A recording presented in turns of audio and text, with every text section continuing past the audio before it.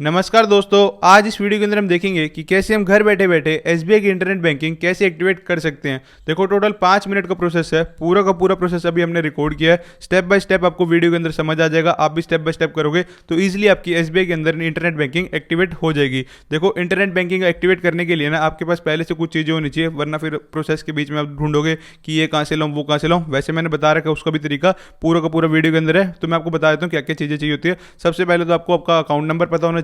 उसके बाद आपको आपका आईएफएससी कोड पता होना चाहिए। देन आपको सीआईएफ नंबर पता होना चाहिए। अब कई लोग बोलेंगे कि सीआईएफ नंबर क्या होता है, तो सीआईएफ नंबर आपको आपका पासबुक चेकबुक पर मिल जाएगा, बट वहां से भी ना मिले तो यहाँ पर आपको तरीका बता रखा है कस्टमर केयर को कॉल करना। फटाफट 1 मिनट के अंदर सीआईएफ नंबर भेज देंगे, वो मैंने वीडियो के अंदर करके दिखा रखा है। उसके बाद यहाँ पर आपको अपना बैंक रजिस्टर मोबाइल नंबर पता होना चाहिए। देन आपके पास आपका एटीएम कार्ड का नंबर होना चाहिए। फिजिकल नहीं है, फोटो खींची हुई तब भी चलेगा, बस आपको एटीएम कार्ड का नंबर पता होना चाहिए। तो ये सारी चीजें लगेंगी इंटरनेट बैंकिंग एक्टिवेट करने के लिए। तो चलो हम जल्दी से इंटरनेट बैंकिंग को कैसे एक्टिवेट करते हैं, इसका प्रोसेस देखते हैं। तो करना कुछ नहीं है, सबसे पहले आपको गूगल क्रोम पर सर्च करना है एसबीआई इंटरनेट बैंकिंग। जैसे ही आप यहाँ पर नेट बैंकिंग सर्च करोगे तो पहला लिंक आएगा यहाँ पर एसबीआई लॉगिन का। तो यहाँ पर आपको क्लिक करना है लॉगिन के ऑप्शन पर। देन यहाँ पर लिखा आएगा कंटिन्यू टू लॉगिन, आपको उस पर क्लिक करना है। जैसे ही आप इस पर क्लिक करोगे तो यहाँ पर आपके पास कुछ इस तरीके का इंटरफेस आएगा। यहाँ पर लिखा हुआ है यूजर नेम पासवर्ड। देखो, अभी यूजर नेम और पासवर्ड हमें नहीं पता, यही बनाना है। तो नीचे आप ध्यान से देखोगे तो यहाँ पर नीचे ऑप्शन आएगा न्यू यूजर का। तो हमें अपना एक न्यू यूजर क्रिएट करना है, तो आपको इस पर क्लिक करना है। जैसे इस पर क्लिक करोगे तो यहाँ पर लिखा है retail.onlinesbi.sbi says if you have already obtained pre printed grid. देखो, कई बार क्या होता है ना, जैसे आप बैंक में अकाउंट खोलने जाते हो तो बैंक वाले कई बार आपको net banking ID password starting में जनरेट करके देते हैं। तो जिनको मिला हुआ है तो उनकी नेट बैंकिंग तो पहले से एक्टिवेट है, बट बहुत से लोगों को नहीं होता। जिनको नहीं है तो वो यहाँ पर बना सकते हैं। तो सिंपली करना कुछ नहीं, यहाँ पर आपको ओके पे क्लिक करना है। ओके पे क्लिक करने के बाद अब यहाँ पर आपके पास ऑप्शन आएगा न्यू यूजर रजिस्ट्रेशन का, इसको सिलेक्ट करना है। देन यहाँ पर आपको नेक्स्ट के ऑप्शन पर क्लिक करना है। नेक्स्ट के ऑप्शन पर क्लिक करने के बाद अब यहाँ पर आपसे आपका अकाउंट नंबर पूछ रहा है, तो यहाँ पर आपको अपना अकाउंट नंबर डालना है। अकाउंट नंबर नहीं पता तो अपना अकाउंट नंबर अपनी पासबुक चेकबुक में देख लो, एसबीआई योनो ऐप से देख लो, या फिर व्हाट्सएप मोबाइल बैंकिंग इनके वहां से देख लो, नहीं तो कस्टमर केयर को कॉल करके देख लो। बहुत से तरीके होते हैं, कुछ भी ना मिले तो इन्हीं तरीकों से निकलता है। सीआईएफ नंबर वगैरह सारी चीजें इनसे निकलती है। तो यहाँ पर अपना अकाउंट नंबर डाल लो। देन यहाँ पर आपसे सीआईएफ नंबर पूछोगे तो सीआईएफ नंबर भी इन्हीं चीजों से निकलेगा, जैसे मैं आपको करके भी दिखाता हूँ। तो देखो, सीआईएफ नंबर निकालने के लिए सबसे पहले हमें गूगल क्रोम पर लिखना होगा एसबीआई कस्टमर केयर नंबर। तो यहाँ पर उनका नंबर आ जाएगा, तो हम सीधा सीधा उन्हें कॉल कर लेते हैं।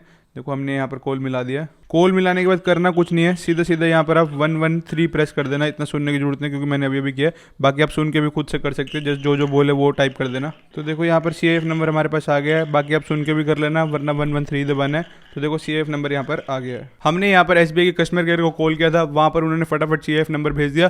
तो यहाँ से भी आप सीआईएफ नंबर निकाल सकते हो। नहीं तो एसबीआई योनो में जाना, वहाँ पर अकाउंट्स में जाना, नीचे एक प्रिंट का ऑप्शन आएगा, वहाँ पर उस पर क्लिक करोगे तो एक फाइल डाउनलोड हो जाएगी। तो वहाँ पर भी आपका सीआईएफ नंबर लिखा होता है। तो सीआईएफ नंबर डालने के बाद अब यहाँ पर आपको ब्रांच कोड एंटर करना है। अब ब्रांच कोड बेसिकली क्या है? ब्रांच कोड बेसिकली आपका आईएफएससी कोड है। अब ब्रांच कोड यहाँ पर आपको पूरा नहीं डालना, नीचे यहाँ पर लिखा भी हुआ है please enter 5 digit branch code. तो देखो, जो हमारा आईएफएससी कोड है, जैसे मैं एग्जांपल से दिखाता हूँ, मेरा आईएफएससी कोड है SBI N00002356। तो लास्ट के जो भी डिजिट है 02356 वो हम यहाँ पर एंटर कर देंगे, क्योंकि यहाँ पर लिखा हुआ है 5 डिजिट ब्रांच कोड। तो जो भी लास्ट का कोड होता है वो यहाँ पर एंटर करना है। उसको एंटर करने के बाद नीचे यहाँ पर आपको अपनी कंट्री सिलेक्ट करनी है। बेसिकली सबकी कंट्री इंडिया ही है, तो यहाँ पर वो सिलेक्ट कर लेना। उसके बाद यहाँ पर आपको अपना रजिस्टर मोबाइल नंबर डालना है। ध्यान रखना स्टार्टिंग में 91 लिखा हो, जैसा कि आप देख भी सकते हैं यहाँ पर लिखा हुआ है। उसके बाद यहाँ पर आपको रजिस्टर मोबाइल नंबर डालना है, वो डाल देना। उसके बाद नीचे एक ऑप्शन है यहाँ पर फैसिलिटी रिक्वायर्ड का। तो जैसे ही आप इस पर क्लिक करोगे तो यहाँ पर आपके पास 3 ऑप्शन आ जाएंगे। एक आएगा फुल ट्रांजेक्शन राइट, दूसरा आएगा लिमिटेड ट्रांजेक्शन राइट, और तीसरा आएगा व्यू राइट्स। अब आप कंफ्यूज हो जाओगे कौन सा सिलेक्ट करें। तो देखो, जो फुल ट्रांजेक्शन राइट है हमें उसको ही सिलेक्ट करना है।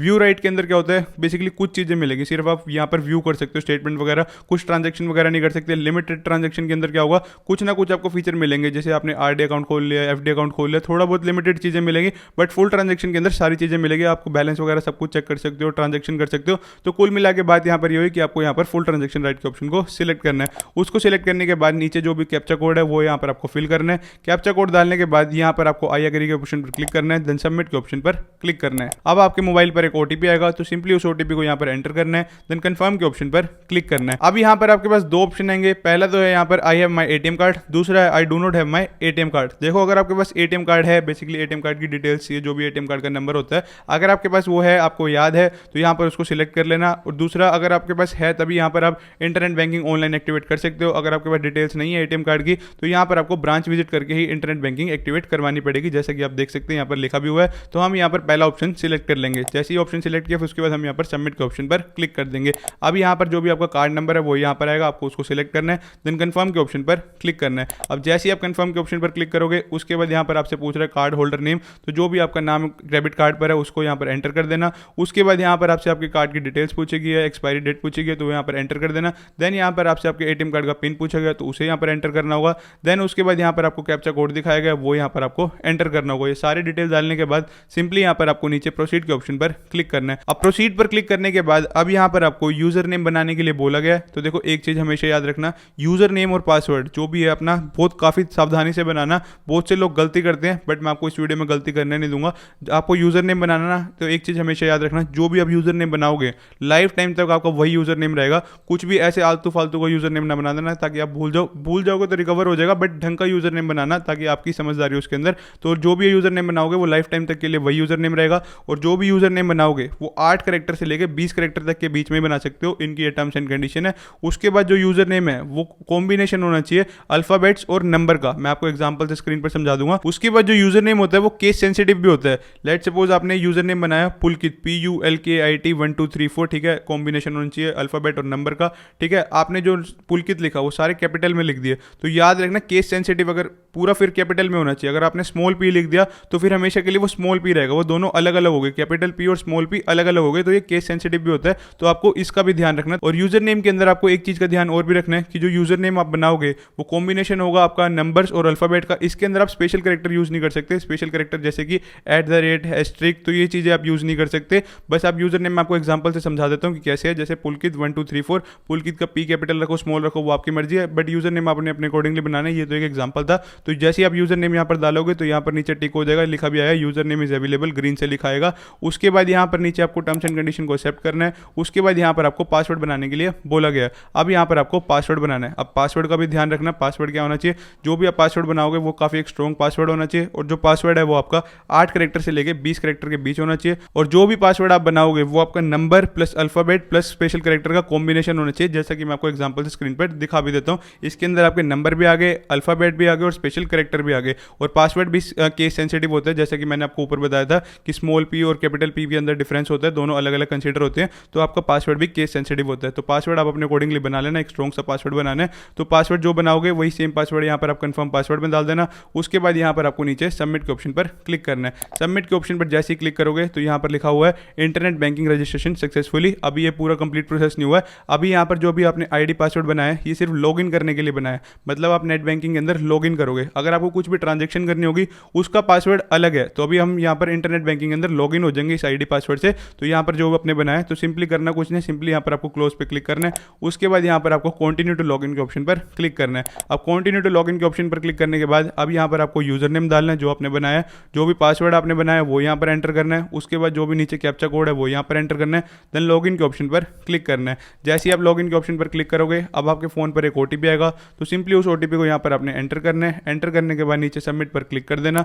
अब यहाँ पर आपको बोला गया एंटर प्रोफाइल पासवर्ड। अब जो बेसिकली प्रोफाइल पासवर्ड होता है बेसिकली ट्रांजेक्शन के लिए होता है। जो हमने पहले लॉगिन पासवर्ड बनाया था वो इंटरनेट बैंकिंग के अंदर घुसने के लिए बनाया था। उसके बाद कुछ भी ट्रांजेक्शन करेंगे तो वो प्रोफाइल पासवर्ड से होती है। तो हमें यहाँ पर अपने एक प्रोफाइल पासवर्ड भी बनाना है। बट ध्यान रखना जो भी आपने लॉगिन पासवर्ड बनाया था पीछे और जो आप प्रोफाइल पासवर्ड बनाओगे वो सेम नहीं हो सकते, जैसा ऊपर लिखा भी हुआ है। तो प्रोफाइल पासवर्ड का भी वही कॉन्सेप्ट है कि 8 कैरेक्टर से लेकर 20 कैरेक्टर के बीच में होना चाहिए, स्ट्रॉन्ग आपका पासवर्ड होना चाहिए और कॉम्बिनेशन होना चाहिए आपका numbers plus alphabet plus special character का। तो यहाँ पर पासवर्ड आप अपने अकॉर्डिंगली बना लेना, जैसे मैं आपको स्क्रीन पर फिर से भी दिखा देता हूँ। तो जो भी आप पासवर्ड बनाओगे प्रोफाइल पासवर्ड के लिए सेम वही कंफर्म पासवर्ड में डाल देना। उसके बाद यहाँ पर आपको हिंट क्वेश्चन बोले गए हैं, तो हिंट क्वेश्चन आप अपने अकॉर्डिंगली सिलेक्ट कर लेना। हिंट क्वेश्चन बेसिकली कल को आप पासवर्ड भूल जाओ तो रिकवरी के अंदर काम आते हैं, तो ढंग से सिलेक्ट करना। जो भी क्वेश्चन आप सिलेक्ट करोगे उसका यहाँ पर आंसर अपने अकॉर्डिंगली देख लेना ताकि आपको याद रहे। जैसे मैं यहाँ पर चूज कर लेता हूँ what is your favourite food, उसका नीचे मैं आंसर कर दूंगा। उसके बाद नीचे यहाँ पर आपको डेट ऑफ बर्थ डालने के लिए बोला गया, तो वो आप अपने अकॉर्डिंगली डाल देना। देन उसके बाद यहाँ पर आपसे आपका प्लेस ऑफ बर्थ पूछा गया, वो भी डाल देना। ये सारी डिटेल भरने के बाद सिंपली नीचे यहाँ पर आपको सबमिट के ऑप्शन पर क्लिक करना है। अब जैसे ही आप सबमिट के ऑप्शन पर क्लिक करोगे तो यहाँ पर लिखा आ जाएगा your profile password has been created. तो आपका लॉगिन पासवर्ड भी पीछे बन गया, प्रोफाइल पासवर्ड भी बन गया। तो ये आपका इंटरनेट बैंकिंग का पूरा काम हो गया। अब यहाँ पर आप नेट बैंकिंग के अंदर कुछ भी कर सकते हो। अब नेट बैंकिंग को लॉगिन करोगे तो यहाँ पर आप अपना एफडी अकाउंट, आरडी अकाउंट सब कुछ खुलवा सकते हो, स्टेटमेंट देख सकते हो, किसी को पैसे भेज सकते हो, सारी चीजें कर सकते हो। आप नेट बैंकिंग का 24/7 फायदा उठा सकते हो। सकते हो। तो ये थी पूरी की पूरी वीडियो SBI इंटरनेट बैंकिंग के अंदर कैसे एक्टिवेट करें। आई होप आपको ये वीडियो बहुत ज़्यादा इन्फॉर्मेटिव लगी होगी। अगर आपको वीडियो जरा सी भी इन्फॉर्मेटिव लगी तो चैनल को सब्सक्राइब और वीडियो को लाइक जरूर करना। बाकी फिर भी किसी को कुछ डाउट हो तो नीचे comment section is open for you. मिलते हैं हम नेक्स्ट वीडियो में। Till then have a right path means focus path.